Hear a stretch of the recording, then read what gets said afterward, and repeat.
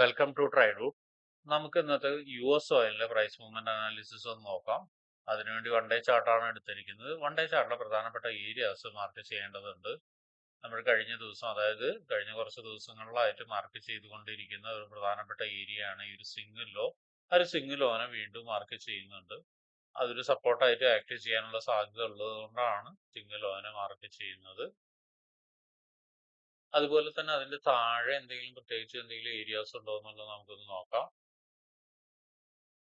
അതുപോലെ അതിന്റെ താഴെ എന്ന് പറയുന്നത് അത്യാവശ്യം ഒരു സപ്പോർട്ട് എടുത്ത് മുകളിലോട്ട് പോയ ഒരു ഏരിയ എന്ന് പറയുന്നത് ഈ ഒരു ഏരിയയാണ്. അപ്പൊ ഈ ഒരു ഏരിയനെയും മാർക്ക് ചെയ്തിടുന്നുണ്ട്. അതിന് താഴെ വേറെ ഒരു ലൈനും കൂടി ഉണ്ട്. തൽക്കാലം ഇതുവരെയാണ് മാർക്ക് ചെയ്തിടുന്നത്. ഇത് മുകളിലോട്ട് പോവുകയാണെങ്കിൽ ഈ മാർക്കറ്റ് എവിടം വരെ പോവാൻ സാധ്യത ഉണ്ട് എന്നുള്ളത് മനസ്സിലാക്കാൻ വേണ്ടിയിട്ട് ഒന്ന് രണ്ട് ഏരിയാസ് മാർക്ക് ചെയ്തിടുന്നുണ്ട്. അതിൽ പ്രധാനപ്പെട്ട ഒരു ഏരിയ എന്ന് പറയുന്നത് ഇതാണ്. അതുപോലെ രണ്ടാമത്തെ ഏരിയ എന്ന് പറയുന്നത് ഇവിടെയാണ്. അപ്പൊ ഇതിന് രണ്ടിനെയും ഒരു റെസിസ്റ്റൻസ് ആയിട്ട് മാർക്ക് ചെയ്തിടുന്നുണ്ട്. അപ്പൊ ഇത്രയാണ് പ്രധാനപ്പെട്ട ഏരിയാസ് വൺ ഡേ ചാർട്ടിൽ മാർക്ക് ചെയ്തിടുന്നത്. ഇതിന്റെ മുകളിലെല്ലാം റെസിസ്റ്റൻസുകളുണ്ട്. അവിടേക്കൊന്നും മാർക്കറ്റ് എത്താൻ സാധ്യത വളരെ കുറവായതുകൊണ്ടാണ് മാർക്ക് ചെയ്യാതെ ഇടുന്നത്. ഇനി നമുക്ക് ചെറിയ ടൈം ഫ്രെയിമിലേക്ക് പോയിട്ട് എൻട്രി സാധ്യതകളൊന്നും നോക്കാം. 1 അവറിലേക്ക് വരുന്ന സമയത്ത് നമ്മൾ നേരത്തെ മാർക്ക് ചെയ്തിട്ട ഏരിയാസ് ആണിത്. അതിന്റെ കളർ ഒന്ന് ചേഞ്ച് ചെയ്ത് ഇടുന്നുണ്ട്. ഇവിടെ നോക്കിയാൽ കാണാം മാർക്കറ്റ് ഈ ഒരു ഏരിയയിൽ നിന്നിട്ട് മൾട്ടിപ്പിൾ ടച്ച് എടുത്തിട്ടാണ് താഴോട്ടേക്ക് ഇറങ്ങി വന്നിരിക്കുന്നത്. അപ്പൊ ഈ ഒരു ഏരിയ അത്യാവശ്യം മോശമില്ലാത്ത ഒരു റെസിസ്റ്റൻസ് ഏരിയ ആയിട്ട് ആക്ട് ചെയ്യാനുള്ള സാധ്യത കാണുന്നുണ്ട്. തന്നെ മാർക്ക് ചെയ്തിടുന്നുണ്ട്. അതുപോലെ തന്നെ നോക്കിയാൽ കാണാം മറ്റൊരു കാര്യം എന്ന് വെച്ചാൽ ഈ റെസിസ്റ്റൻസ് ഏരിയയിൽ ഒരു ഇംബാലൻസും കൂടിയുണ്ട്. ആ ഒരു ഇംബാലൻസിനെയും മാർക്ക് ചെയ്തിടുന്നുണ്ട്. അതുപോലെ തന്നെ ഒരു ശ്രദ്ധിച്ചാൽ കാണാം മാർക്കറ്റ് ഇന്നലെ വരുമെന്ന് പറഞ്ഞിരുന്ന ഒരു ഏരിയ ആയിരുന്നു അത്. ആ ഒരു ഏരിയയിലേക്ക് എത്തിയിട്ടുണ്ട്. എത്തുന്നതിനേക്കാൾ മുന്നേ ഈ ലോയിനും കൂടി എടുത്തിട്ടാണ് പോകുന്നത്. അതായത് മാർക്കറ്റ് കുറച്ചുകൂടി മുകളിലോട്ട് പോകാനുള്ള സാധ്യത കാണുന്നുണ്ട്. എനിവേ ഇത് ഈ ഒരു ഏരിയ നല്ലൊരു സ്ട്രോങ് ആയിട്ടുള്ള ഒരു ഏരിയ ആണ്. അപ്പൊ അതുകൊണ്ട് അതിനെ മാർക്ക് ചെയ്തിടുന്നുണ്ട്. ഇനി തിരിച്ചു വരുന്ന സമയത്ത് ഒരു പക്ഷേ സപ്പോർട്ടായിട്ട് ആക്ട് ചെയ്യാനുള്ള സാധ്യതയുണ്ട്. അപ്പൊ അതിനെയും മാർക്ക് ചെയ്തിടുന്നുണ്ട്. വീണ്ടും താഴോട്ടേക്ക് നോക്കുകയാണെങ്കിൽ നമ്മൾ നേരത്തെ മാർക്ക് ചെയ്തത് തന്നെയാണ്. അതുകൊണ്ട് തന്നെ കൂടുതലായിട്ട് മാർക്ക് ചെയ്തിടുന്നില്ല. ഇനി നമുക്ക് 50 മിനിറ്റ്സിലോട്ട് പോയിട്ട് എൻട്രി സാധ്യതകൾ എന്തൊക്കെയാന്നുള്ളതൊന്ന് നോക്കാം. 50 മിനിറ്റ്സിലോട്ട് വരുന്ന സമയത്ത് നമ്മൾ നേരത്തെ മാർക്ക് ചെയ്തിട്ടിരിക്കുന്ന ഈ ഒരു സപ്പോർട്ട് ഏരിയ എന്ന് വെച്ചിട്ടുണ്ടെങ്കിൽ ഇത് ബ്രേക്ക് ചെയ്തിട്ടാണ് മുകളിലോട്ട് പോയത്. അവിടെ ഒരു ഇംബാലൻസ് ഉണ്ട്. ആ ഒരു ഇംബാലൻസിലേക്ക് വരികയാണെങ്കിൽ നമുക്കൊരു എൻട്രി സാധ്യത കാണുന്നുണ്ട്. അതെങ്ങനെയാണെന്നുള്ളത് നോക്കാം.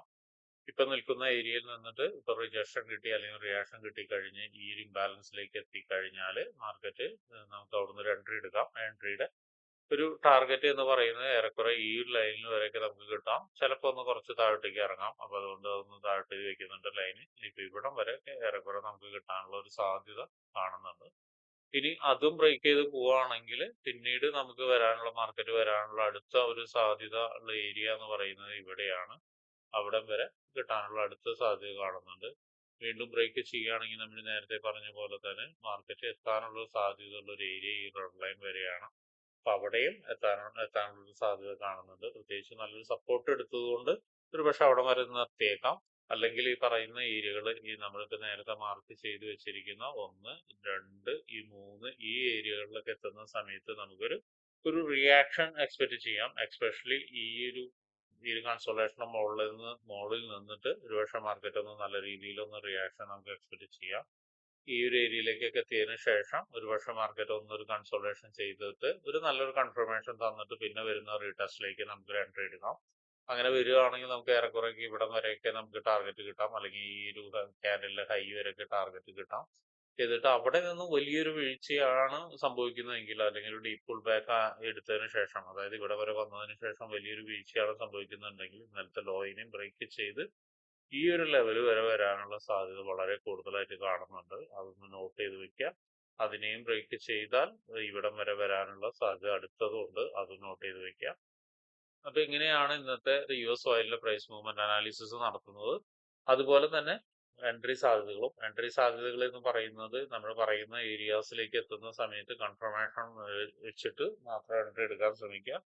ഈ പറയുന്ന ഏരിയകളൊക്കെ 100% ശരിയാവണമെന്നില്ല. അവിടെ വന്നിട്ട് മാർക്കറ്റ് എങ്ങനെയാണ് ബിഹേവ് ചെയ്യുന്നത്, അല്ലെങ്കിൽ മാർക്കറ്റ് എങ്ങനെയാണ് കൺഫർമേഷൻ തരുന്നത്, അതിനെ ബേസ് ചെയ്തിട്ടായിരിക്കണം ട്രേഡ് എടുക്കേണ്ടത്.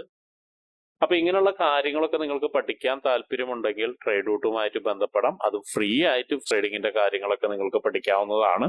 അതിനു വേണ്ടിയിട്ട് ഈ വീഡിയോയുടെ ഡിസ്ക്രിപ്ഷനിൽ ഒരു ഗൂഗിൾ ഫോം കൊടുത്തിട്ടുണ്ട്. ആ ഗൂഗിൾ ഫോം കൃത്യമായി വായിച്ച് അതിലുള്ള കണ്ടീഷൻസ് ഒക്കെ ഓക്കെ ആണെങ്കിൽ മാത്രം ഫിൽ ചെയ്യുക. അതോടൊപ്പം തന്നെ ഡിസ്ക്രിപ്ഷനിലുള്ള വാട്സപ്പ് ചാനലിൽ നിങ്ങൾക്ക് ജോയിൻ ചെയ്യാവുന്നതാണ്.